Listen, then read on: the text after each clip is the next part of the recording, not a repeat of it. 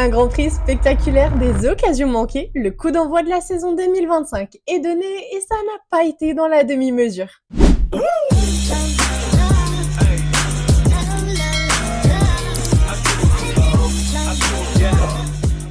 Ce circuit de Melbourne, il est super intéressant comme première étape parce qu'il donne un visuel sur les vitesses de pointe des équipes avec des virages assez rapides, mais c'est aussi un circuit très typique. On retrouve pas beaucoup de ces caractéristiques sur d'autres circuits.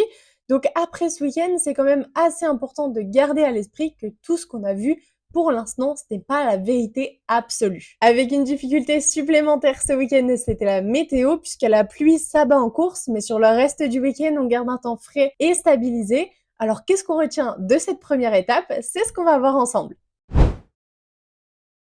Et le week-end se lance dès les essais libres avec Birman qui malheureusement joue presque tout son week-end à ce moment-là. Une perte de contrôle l'envoie dans le bac, puis dans le mur, ce qui lui vaudra une séance terminée et une non-participation à la FP2. Mais alors qu'il reprend la piste pour la FP3, malheureusement il finira à nouveau dans le bac, des qualifications plus tard qui seront très compliquées puisqu'un problème sur la monoplace n'a malheureusement pas pu être détecté à temps au vu des dégâts qui avaient été causés. C'est visiblement pas son week-end alors qu'on attendait beaucoup plus de lui de par ce qu'il avait montré la saison dernière. Est-ce que c'est à cause du stress, de la pression?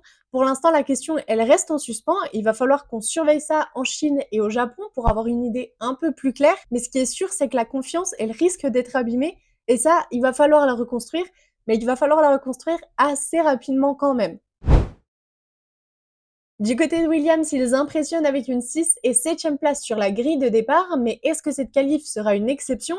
J'en suis pas certaine. En 2024, on avait vu une équipe en progression, mais là, à Melbourne, il semble avoir franchi un cap, et c'est vrai qu'avec un Sainz qui va apporter de nouvelles infos, je pense qu'on pourrait être vachement étonné sur cette saison, et on pourrait même voir un nouveau visage de l'écurie, et honnêtement, est-ce qu'on ne pourrait pas croire à une bataille pour la 5e place au constructeur? Autre point intéressant de ce week-end, c'est Liam Lawson qui a fait sa première dans une Red Bull et honnêtement, c'était pas vraiment une bonne première impression.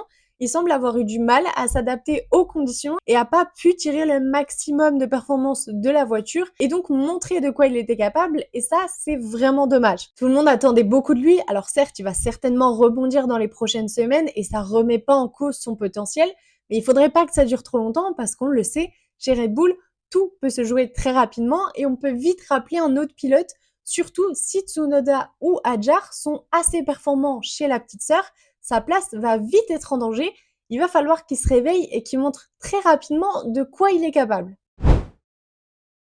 Et puisqu'on parle d'Isaac Hadjar, il va falloir qu'on parle aussi de son week-end en demi-teinte. Il commence son week-end de manière incroyable avec des qualifications impressionnantes où il est le meilleur des rookies, finissant devant plusieurs pilotes expérimentés. Cependant, avant la course, la pression semblait assez importante et il avait l'air quand même assez stressé, ce qui lui a fait commettre une erreur dans son tour de chauffe avec ses pneumatiques intermédiaires et sous des conditions qui étaient quand même assez compliquées. Malheureusement, il part à la faute et tape le mur. C'est dommage parce qu'il avait tout pour bien figurer. Après, ça reste des erreurs qui font partie de l'apprentissage. Il va falloir qu'il reconstruise sa confiance aussi, mais il n'y a pas de doute sur le fait qu'il sera performant sur les autres week-ends. En tout cas, ça nous aura donné de belles images avec le papa d'Hamilton qui vient réconforter Isaac Hadjar et ça, j'avoue que ça a un peu réchauffé nos cœurs. En tout cas, c'est des images qui sont magnifiques et qu'on adore voir dans le sport et dans le sport automobile d'autant plus.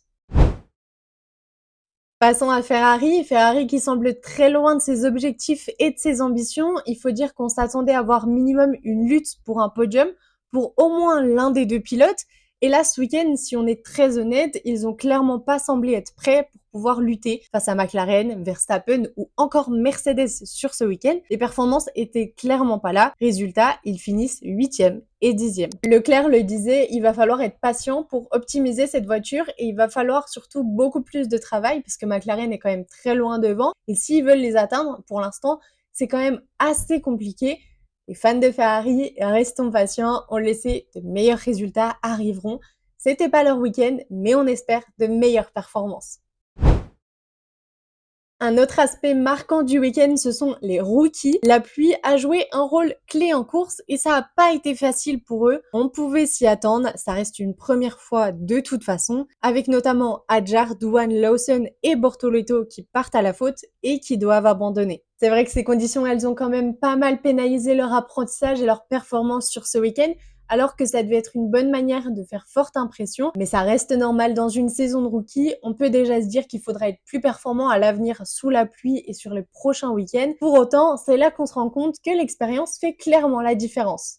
Et puis bien sûr, la course en elle-même, elle était folle. On a eu pas moins de 6 abandons, ce qui reste quand même assez conséquent pour un premier Grand Prix. Entre les incidents, les erreurs stratégiques, la météo capricieuse, c'est vrai que cette course, ça a été un véritable tourbillon d'émotions pour les fans et les équipes. Elle se termine avec une belle victoire de Norris qui aura réussi à transformer sa pole en victoire, malgré une petite erreur sur la fin de la course qui ne le pénalise pas énormément, contrairement à son coéquipier Piastri. Le double podium McLaren s'envole.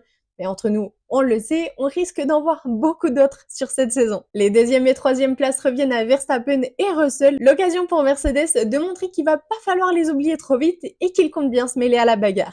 En résumé, ce week-end à Melbourne nous a offert plein de surprises. Williams a été la révélation. Lawson a encore du chemin à faire. Ferrari devra revenir plus fort et les rookies vont devoir apprendre vite, surtout quand la météo se déchaîne. Une course de folie avec des abandons et une tension palpable jusqu'au dernier tour. Et pourtant, vous savez quoi? On se prépare déjà au prochain Grand Prix ce week-end en Chine.